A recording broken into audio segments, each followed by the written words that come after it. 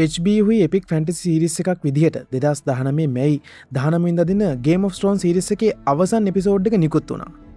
ඒත් එක්කම මේ සීරීස් එක ඔෆිෂියලිම අවසන් වුණා.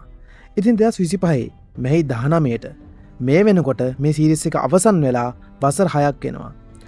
අදටත් මේ එපිසෝඩ් එකේ එන්ඩින් එක සම්බන්ධයෙන් මතභේද දෙකක් තියෙනවා. සමහර අය මේකට කැමති, සමහර අය මේකට කැමති නැහැ. ඒ වුණාට එපිසෝඩ් 73ක් ඇතුලේ සීසන් 8කට ඇවිල්ලා ග්ලෝබල් ෆෑන් බේස් එකක් බිල්ඩ් අප් කරලා අදටත් Game of Thrones කියවම බ්‍රෑන්ඩඩ් සීරීස් එකක් විදියට ඉහළින්ම දිදුලන්න මේ TV සීරීස් එකට පුළුවන් වෙලා තියෙනවා. සීරීස් එක සම්බන්ධයෙන් කතා කරොත් Game of Thrones කියන්නේ George R.R. මාටින්ගේ A Song of Ice and Fire novel series එකෙන් බේස් වෙච්ච සීරීස් එකක්.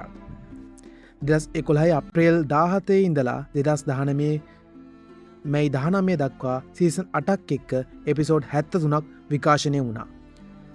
මේ සීරීස් එක පොලිටිකල් පැත්තෙන්, එපික් බැටල්ස් පැත්තෙන්, ඩ්‍රැගන්ස් ලගින්, වයිට් වෝකර්ස් ලගින් එක්ක මේ ෆැන්ටසිය වෙනස්ම පැත්තකට ගිය හරි අපූරු අනිත් TV සීරීස් වලට වඩා වෙනස්ම වයිබ් එකක් දුන්නු TV සීරීස් එකක් වුණා කිව්වොත් මම හරි. මේ TV සීරීස් එකේ ඉම්පැක්ට් එක ගැන කතා කරොත් ප්‍රයිම් ටයිම් එමි අවෝඩ්ස් 47ක් එක්ක 59ක් නොමිනේෂන්ස් පවා තියෙනවා. මිලියන 19.3ක ග්ලෝබල් වියුෂිප් එකක් පවා ලබා ගන්න පුළුවන් වෙලා තියෙනවා. එතකොට පයිරසි රෙකෝඩ්ස් ගත්තොත් විශේෂයෙන් 7 වෙනි සීසන් එකට 1 බිලියන් ඉල්ලීගල් ඩවුන්ලෝඩ්ස් තියෙනවා.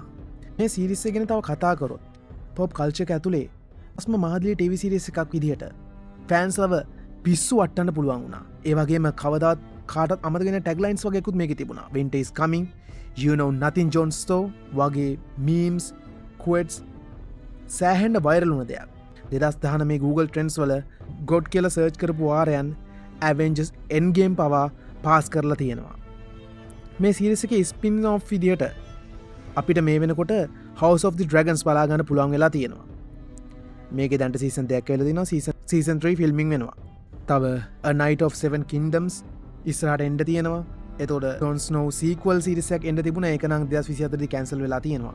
ඉතින් එකී මෙකී නුකී හැම දෙයකින්ම TV සීරීස් ඉතිහාසය උඩු යටිකුරු කරපු මේ සීරීස් එක අදටත් අමරණීය ෆෑන් බේස් එකක් නිර්මාණය කරලා තියෙනවා. අදටත් Game of Thrones කිව්වම ඒ වයිබ් එකත් එක්ක, ඒ මියුසික්, ඒ තීම් මියුසික් එකත් එක්ක මිනිස්සු අදටත් ජීවත් වෙනවා. ගොඩක් අය අදටත් මේ වෙනකොට මේක ආයි බලන TV සීරීස් එකක් බවට පත් වෙලා තියෙනවා. ඉතින් Game of Thrones අවසානයේ ගැන ඔයාට දැනුනේ කොහොමද? සහ මේ සීරීස් එක ගැන ඔයාගේ අදහස් කොහොමද කියලා අපිට කියලා යන්න. I was born to rule the Seven Kingdoms, and I will.